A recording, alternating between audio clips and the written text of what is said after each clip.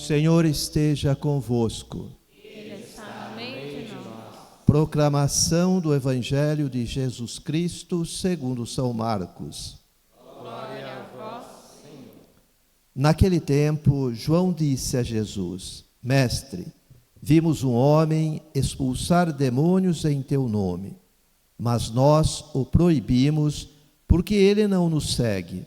Jesus disse: Não o proibais, pois ninguém faz milagres em meu nome para depois falar mal de mim. Quem não é contra nós é a nosso favor.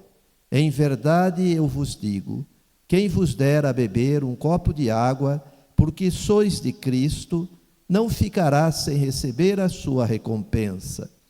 E se alguém escandalizar um destes pequeninos que creem, melhor seria que fosse jogado no mar com uma pedra de moinho amarrado ao pescoço. Se tua mão te leva a pecar, corta.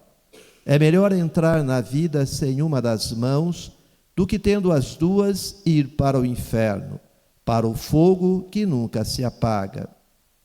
Se teu pé te leva a pecar, corta-o. É melhor entrar na vida sem um dos pés do que, tendo os dois, ser jogado no inferno. Se teu olho te leva a pecar, arranca-o. É melhor entrar no reino de Deus com um olho só do que, tendo os dois, ser jogado no inferno, onde o verme deles não morre e o fogo não se apaga. Palavra da salvação. Glória a vós, Senhor.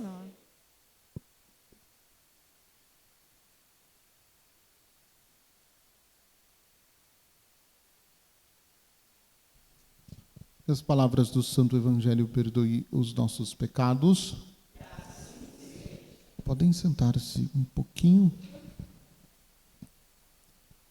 O texto do Evangelho de Marcos que nós estamos ouvindo, aliás, nós estamos passando da metade do Evangelho de Marcos até o 33º domingo do tempo comum, nós ouviremos o Evangelho inteirinho de São Marcos. Foi acrescentado um texto do Evangelho de João e outros textos do Evangelho de Lucas que nós estamos ouvindo durante a semana.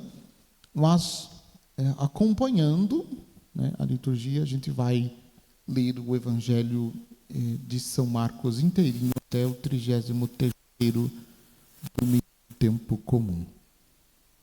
E neste final de semana nós recordamos uma festa de um santo que, graças a ele, nós podemos ter a Bíblia em nossas mãos. De quem eu estou falando, vocês sabem? Se não fosse este santo, nós não teríamos a Bíblia traduzida hoje como nós a temos. Vocês sabem dizer quem é o santo? São Jerônimo. Muito bem, São Jerônimo. São Jerônimo, ele traduziu a Bíblia, porque o grego, na época de São Jerônimo, já estava sendo deixado de lado, e ele traduziu para o latim, e traduziu também para o grego. Por isso, então, no mês de setembro, nós recordamos o mês da Bíblia, por conta de São Jerônimo, que traduziu sozinho a Sagrada Escritura. Hoje existe outra nova tradução, que foi feita por um grande grupo de pesquisadores, estudiosos e teólogos. Hoje existe um grande grupo. No tempo de Jerônimo era só ele, traduzindo a Sagrada Escritura. É por isso que nós temos a Bíblia traduzida hoje para o português. Então, faço esta observação para recordar de São Jerônimo. E o Evangelho de Marcos, então, como eu dizia, eu quero pegar dois aspectos do Evangelho que nós acabamos de ouvir. O primeiro, esta primeira parte. Mestre, vimos um homem expulsar demônios em teu nome, mas nós o proibimos porque eles não nos seguem. Essa manifestação dos discípulos é uma manifestação interessante. como não está do nosso grupo, como não está no nosso grupo, não faz parte do círculo dos discípulos de Jesus, nós proibimos. Né? Isso traz para nós uma reflexão e uma luz sobre uma realidade que muitas vezes a gente vivencia. Porque não reza do jeito que eu rezo, a oração de fulano não vale nada. Porque não reza do jeito que eu rezo, porque não participa do jeito que eu participo, porque não serve a Deus no grupo, na pastoral, no movimento X que eu participo, então eu devo desconsiderar porque não está comigo. Né? Não é assim que funciona. A gente pode retomar a leitura de Tiago que nós estamos ouvindo. O motivo das rivalidades, né, e competições entre vós. Lembra que Tiago falou isso? Né, nos 2 domingos, acho que 2 domingos passados? Por que existem tantas rivalidades no meio de nós? Porque existe esta competição. Né, de um grupo X, um grupo Y, se achar mais importante e mais inteligente, mais sabido, mais preparado do que o outro grupo. Então vive-se numa competição. Veja, o Espírito do Senhor agiu também em alguém que não era discípulo dele, que não estava no grupo dos discípulos. E olha o que os discípulos tentam fazer. Mestre, nós vimos um homem que expulsava demônio em teu nome, mas nós proibimos porque ele não nos segue. E Jesus diz, não proibais, porque ninguém faz milagre em meu nome e depois vai falar mal de mim.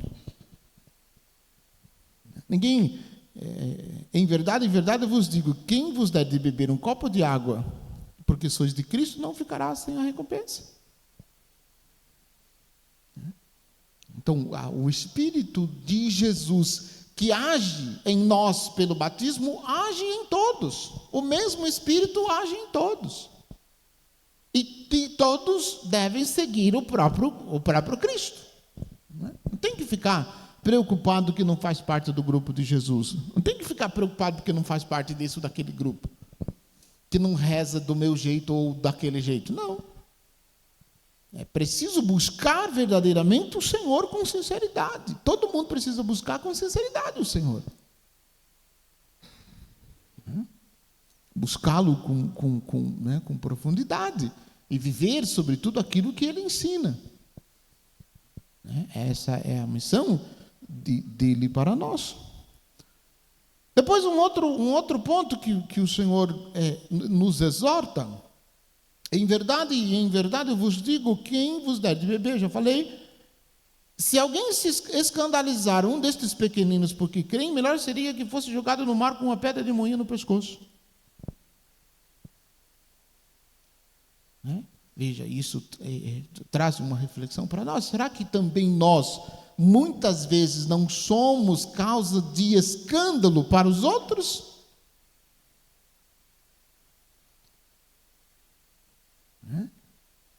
Veja, o silêncio é proposital para você pensar. Porque às vezes a gente acha que na nossa vida espiritual, no nosso segmento de Jesus, a gente é tão certinho, que de repente a gente está colocando peso nas costas dos outros, de repente a gente está agindo com os outros sem misericórdia nenhuma, e desejando, agindo com os outros com justiça, e desejando que os outros tenham misericórdia para conosco. Porque a gente inverte. A gente quer ser tratado com misericórdia, mas para os outros, a gente quer tratá-los com justiça. Então, essa expressão, em verdade eu vos digo, se alguém escandalizar um desses pequeninos que creram, melhor seria que fosse jogado no mar com a pedra de moinho amarrada no pescoço. E aí, nesta mesma sequência, o texto, dos pecados. Se a tua mão direita te leva a pecar, corta. Se o teu pé te leva a pecar, corta-o. Se o teu olho te leva a pecar, arranca-o. É melhor ir para o reino de Deus com um olho só, com uma perna só, com um braço só, com uma mão só, do que ir ser jogado no inferno com os 2 membros. Claro, vou levar isso ao pé da letra, né? Você não viu ninguém cortou o braço por causa do pecado, você viu? Você não viu ninguém arrancar o olho por causa do pecado, viu? Você não viu ninguém cortar o pé por causa do pecado, viu? Claro, você nunca viu e nem nunca vai ver. Mas aquilo que nos afasta de Deus, a gente tem que manter longe. A gente tem que se afastar daquilo que nos afasta de Deus. E o pecado é o que nos afasta de Deus. A Igreja Católica nos ensina, a doutrina da nossa igreja nos ensina, existem pecados considerados mortais que, se você morrer sem ter confessado e sem ter verdadeiramente se arrependido, vai condenar você ao inferno, vai me condenar ao inferno. Aí a gente tende a pensar, não, mas Deus é bom, Deus é misericordioso, Ele não vai deixar ninguém ir para o inferno. É verdade, Deus é bom e misericordioso, mas tem um outro atributo de Deus que a gente se esquece. Do mesmo jeito que Ele é misericordioso, Ele também é justo. Do mesmo jeito, com a mesma medida que Ele é misericordioso, Ele também é justo, e nós não podemos brincar com isso. Então, se nós não rompermos com o pecado considerado pecado mortal, porque daí a gente dizendo de pecado mortal, a gente arruma outra desculpa. Mas, padre, o que é pecado mortal? O que é pecado mortal?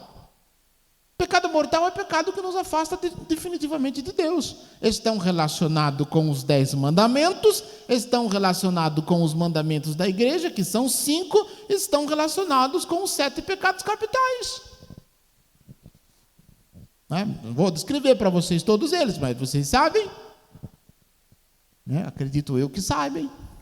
Então, estes pecados, se nós, Deus o livre, morrermos sem ter tido tempo de confessar e de reparar os nossos pecados, isso nos leva para o inferno. Que é o que o Senhor Jesus está dizendo.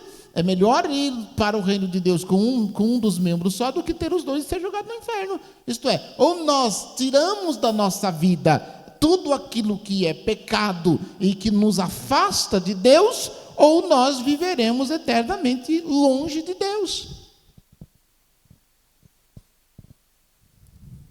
Qual é a opção que você escolhe? Qual é a opção que você escolhe? Ficar quieto, não falar nada. É a opção que eu escolho. A gente precisa voltar a pensar nessas coisas. A gente precisa começar de novo a ensinar, a falar sobre essas coisas.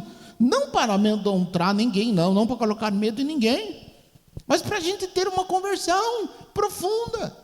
Porque a gente vive patinando na nossa vida espiritual, a gente vive patinando, a gente parece bicho preguiça. 2 passos para frente, 3 passos para trás, não é nem 2 para trás. 2 para frente e 3 para trás, 2 para frente e 3 para trás. A gente anda mais para trás do que para frente.